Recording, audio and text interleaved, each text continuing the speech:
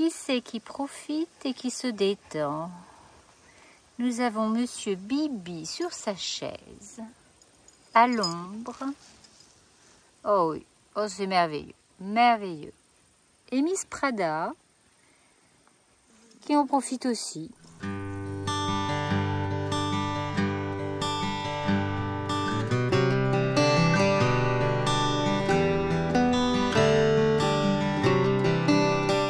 Changement de décor, on vient d'arriver sur l'île d'Åland, qui est plutôt au sud de la Suède. Et les paysages, en tout cas là sur l'île, sont complètement différents. On a trouvé un spot juste en bord de mer, il n'y a absolument personne, c'est génial. On est plutôt dans le nord de l'île qui est un petit peu moins touristique paraît-il, ou un petit peu plus sauvage. Et il y a énormément de moulins sur l'île, c'est vraiment complètement différent. On a l'impression d'être dans un autre pays, d'être un petit peu sur l'île d'Oléron au niveau de la Suède, l'île d'Oléron suédoise, tout simplement. Petit tour de notre installation, de notre spot. Monsieur Bibi, comme à son habitude, eh bien, découvre le tour de la camionnette et est plutôt tranquille. Prada aujourd'hui fatiguée. On a une journée où il fait 25 degrés, ce qui est topissime. Donc Miss Dada, elle est dans son lit à se reposer tranquillement. C'est bien ma fifi.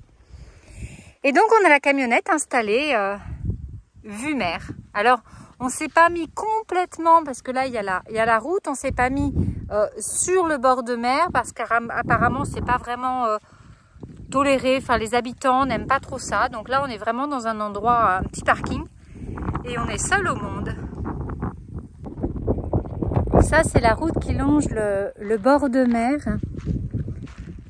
Regardez la végétation, c'est une végétation très très aride,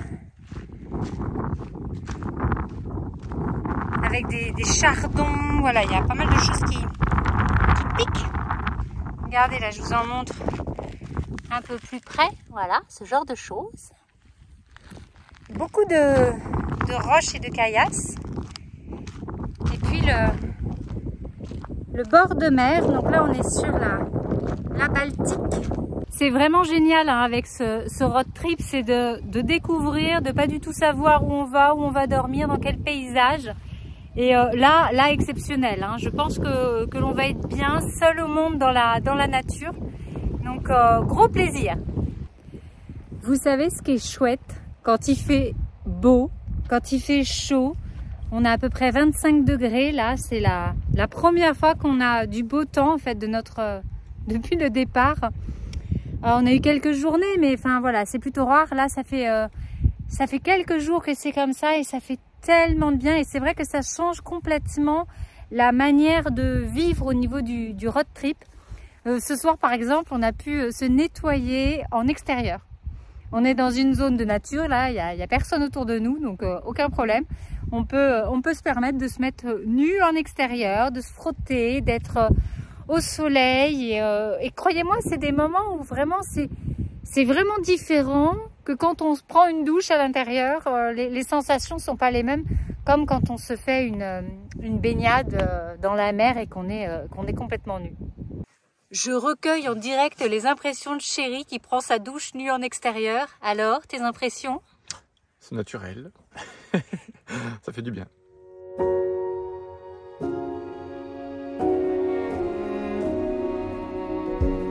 You say take me on a treasure hunt.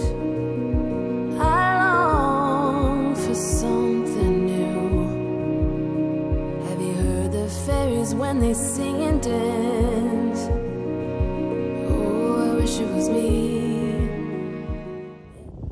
J'avoue, le réveil au bord de mer avec le soleil et des super températures, wow, ça fait du bien et ça change vraiment la vie du road trip hein, quand même.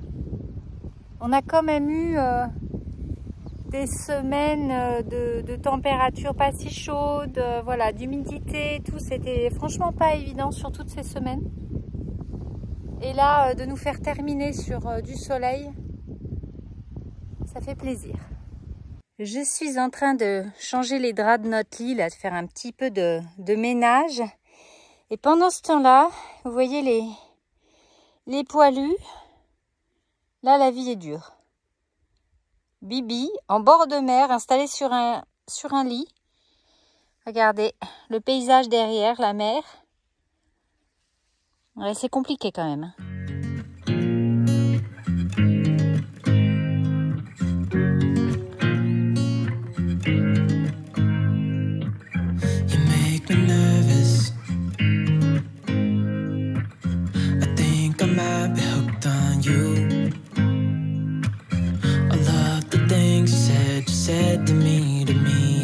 Like you like me too.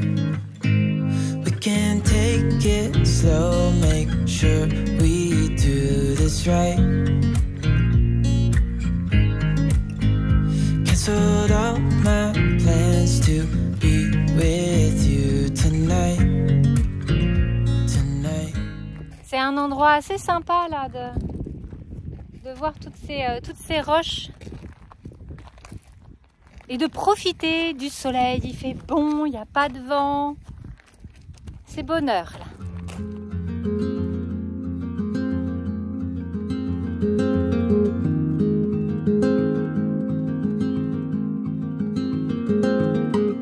Une des caractéristiques là, de l'île d'Hollande, ce sont ces moulins.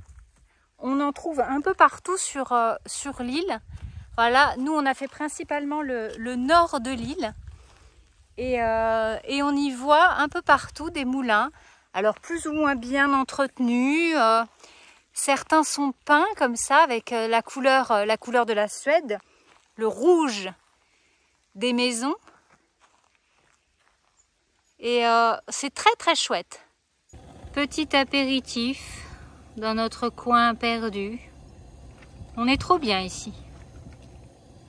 Alors mon bibi, t'es bien sur mon fauteuil? Oh là là, bah oui, c'est bien ça, c'est confortable. Voilà. Comment on perd son fauteuil?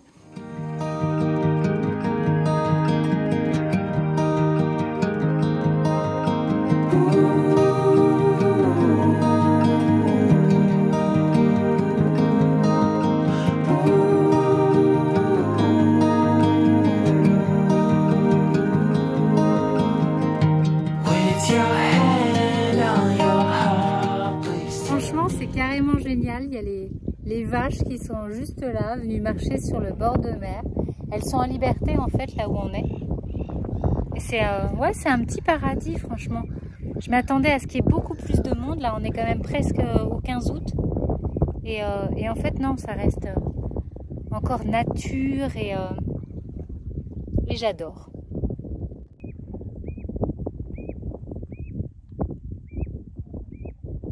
Petite pause, là il est à peu près 5 h de l'après-midi, pendant que François il est à la plage avec Noah. Et ben moi j'en profite, là je suis sur l'ordinateur et en fait je lis vos commentaires sur la dernière vidéo vlog, j'essaie de répondre vraiment à tous vos commentaires sur toutes les vidéos, enfin comme je peux.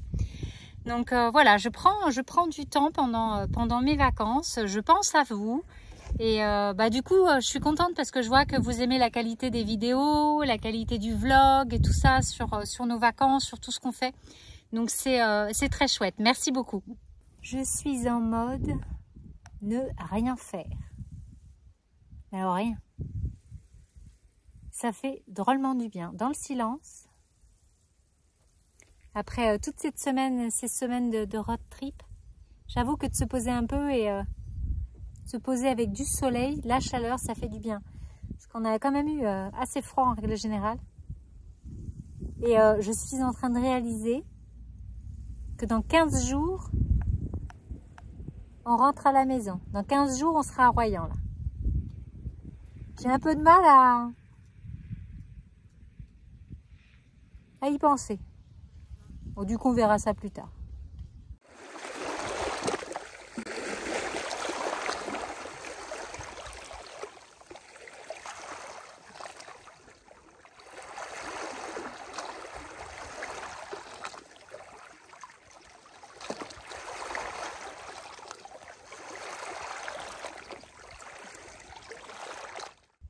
surprise au réveil. Ce matin, il y a eu de la rosée et je suis en train d'admirer ces milliards de petites perles de rosée qui se sont disposées là sur cette toile d'araignée. Là aussi, c'est, je trouve, une œuvre d'art. Je ne sais plus si je vous avais montré ou pas donc comment on s'organise pour Bibi. C'est vrai que c'est pas toujours évident peut-être d'imaginer. Mais là, on a l'accès par l'extérieur du van à ses croquettes, à son espace de repas. Et là, c'est pour y mettre la pâtée. Et puis derrière, il y a la litière qui se trouve juste là. Donc Bibi, il a accès par le bout du lit. Il descend du côté du griffoir. Il a accès à la litière. Puis après, il vient manger. Du coup, c'est assez pratique parce que on gère tout le quotidien par là. Et puis dans les autres cases, dans celle-là, on a sa litière d'avance, sa nourriture. À côté, j'ai de la réserve pour nous aussi. C'est quand même super pratique de pouvoir y accéder. Par contre, quand il pleut, c'est galère parce que le lit, il est juste au-dessus. Et que forcément, les gouttes, elles tombent sur le lit. Donc, vaut mieux éviter. Petite promenade matinale pour Monsieur Bibi, qui décide d'explorer un petit peu notre spot de bord de mer.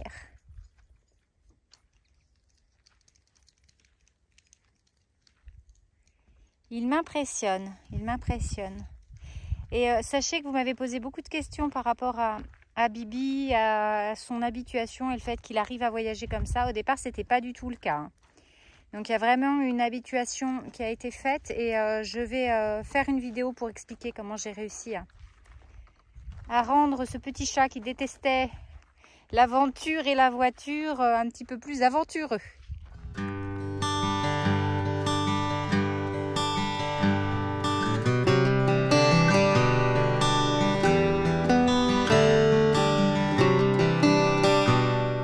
On s'est arrêté dans un tout petit village là sur Hollande et je trouve ça extraordinaire et magnifique. Regardez la manière dont les maisons ont été faites et les toitures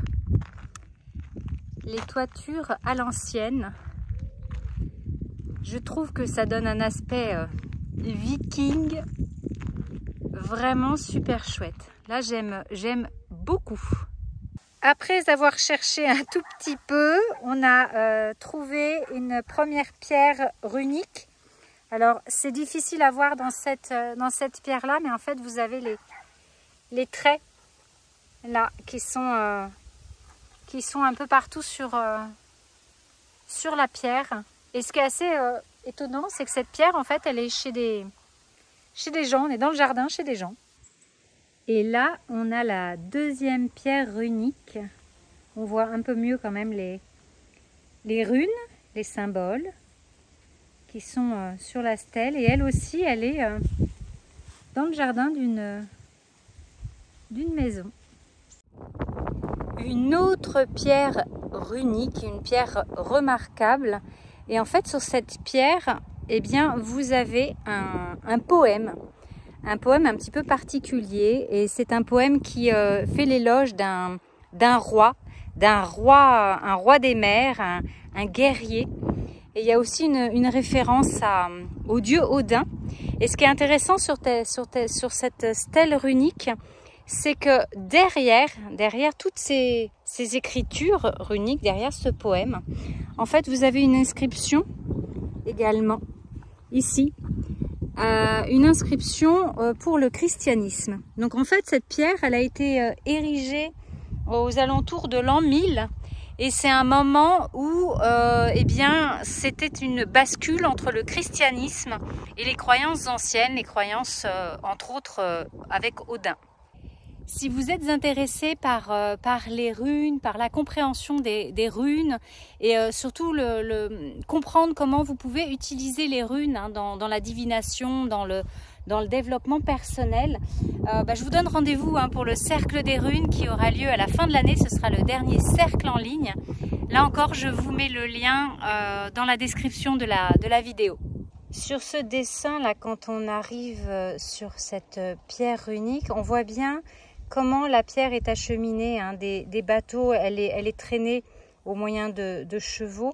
Et puis ensuite, elle est levée avec l'aide de cordes. On imagine bien le travail titanesque que ça devait être. Aujourd'hui, on est en route pour l'observation de phoques. J'ai trouvé un endroit, normalement, où il y en a. Et on les aperçoit. On essaie de se rapprocher parce qu'avec l'appareil photo ou le mien, il faudrait un zoom beaucoup plus puissant. Et du coup, là, on ne les voit que de loin. Donc, on essaye tranquillement de s'approcher d'eux. Le chemin est pas du tout évident.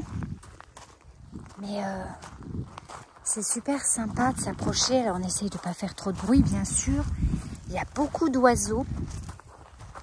Il y a des cygnes, des oiseaux migrateurs. Et les phoques sont juste derrière, là, cette pointe.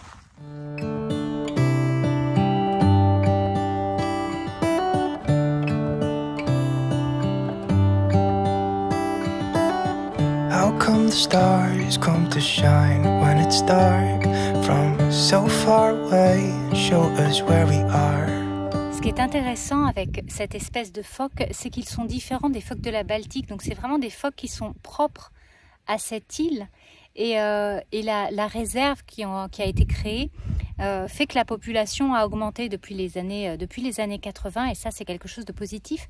Et en fait ils sont là au bord de l'île l'été pour donner naissance aux petits. Et puis après ils repartent. Donc non, c'est vraiment une chouette expérience de pouvoir être là, assister à leur vie et en profiter.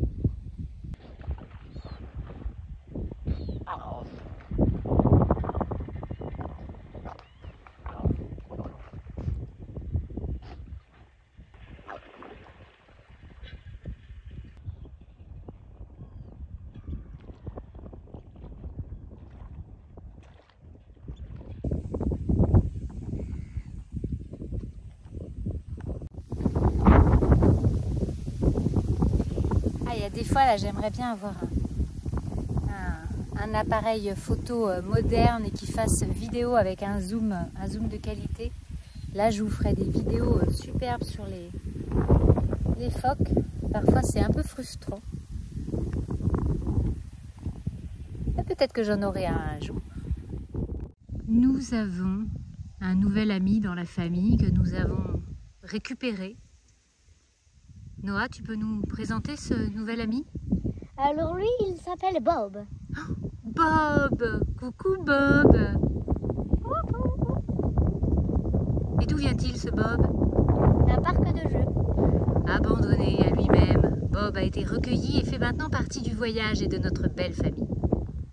Bienvenue Bob. Merci. Il est 13h30. Il y a du soleil, le soleil est revenu. J'ai pris la casquette de Noah. C'est sympa, je me protège. Du côté des phoques, c'est l'heure de la sieste, ils prennent le soleil, il ne se passe pas grand-chose. À suivre.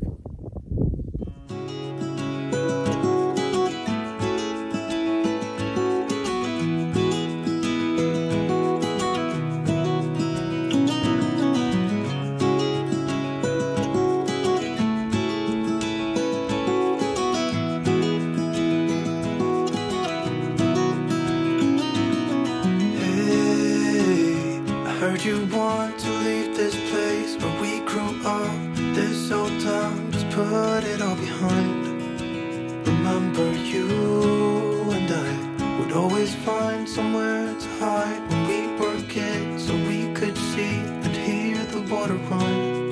The river's gonna cry when you're gone.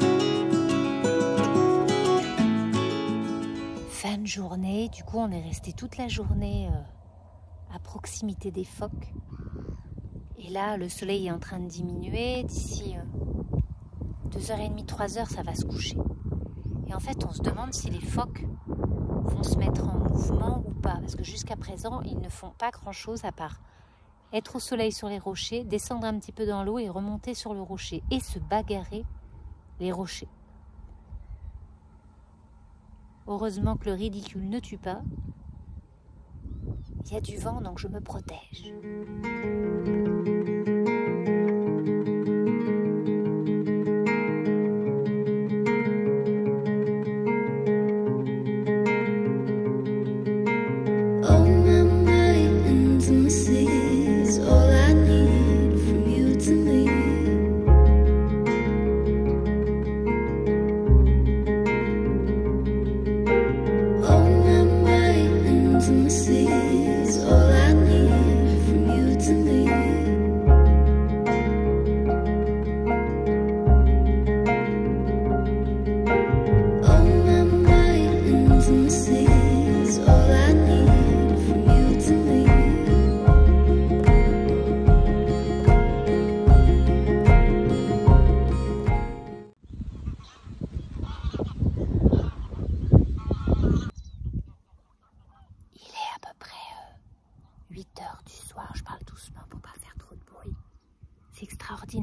balai de cygnes, de phoques. Il y a des oies, des bernaches qui passent, les poissons, enfin c'est les mouettes, les sternes qui sont en train de pêcher, c'est extraordinaire et tout ça avec le coucher du soleil derrière, regardez. C'est magique.